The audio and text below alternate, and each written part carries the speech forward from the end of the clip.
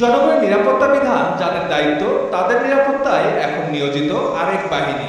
৪৮ ঘন্টারও বেশি সময় কাজে যোগ না দিয়ে নিরাপত্তা সংকটে রাজারবাগ পুলিশ লাইন্সে অবস্থান করছেন তারা। ভেতর থেকে মাঝে মধ্যেই আসছে নানা উদ্বেগজনক তথ্য। কি হচ্ছে রাজারবাগ পুলিশ লাইন্সে তা জানতে কর্মবিরতিতে থাকা পুলিশ অফিসারদের সঙ্গে যোগাযোগের পর মেলে ভেতরে প্রবেশের অনুমতি। দেখা যায় সারি সারি কফিন, যদিও কোনো মরদেহ নেই কফিনে, তবে বিভিন্ন হাসপাতালে থাকা পুলিশ সদস্যদের জানা যায় এর প্রস্তুতি।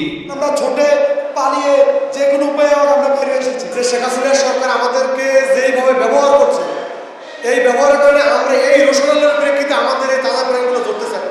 যখন যে সরকার আসে তখন সেই সরকারই আমাদেরকে ব্যবহার করে। যারা বেঁচে আছেন তারাও সবাই নিরাপত্তা ঝুঁকিতে, তাই কর্মে যোগ না দিয়ে করে যাচ্ছে নিজেদের মতো প্রতিবাদ। যেসব ঊর্ধ্বতন কর্মকর্তাদের জন্য তাদের এ পরিণতি, সবার উপরেও ক্ষোভ ঝাড়েন তারা। যারা নিজেদের পদ পদবীর জন্য আজকে আমাদেরকে মৃত্যুর মুখোমুখি ধার করিয়ে দিয়ে পালিয়ে গেছে তাদের খুঁজে বের করো। যারা আদেশ দিচ্ছে আমাদের ঊর্ধ্বতন অফিসাররা, যারা তারাই আমাদের সাথে নেয়। রাজারবাগে এখন কোনো সিনিয়র অফিসার নাই আমাদেরকে যে নেতৃত্ব দিবে।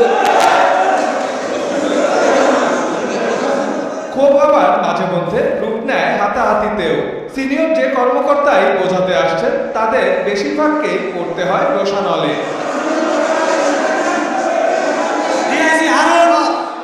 অতিরিক্ত আইজিপি হাবিব, অতিরিক্ত ডিআইজি বিপ্লব, এ সকল নিকৃষ্ট। আমরা একটা স্বতন্ত্র বাহিনী হিসাবে রাষ্ট্রের কাজ করতে চাই, কোনো রাজনৈতিক দলের কোনো ছত্রছায়ায় আমরা থাকতে চাই না।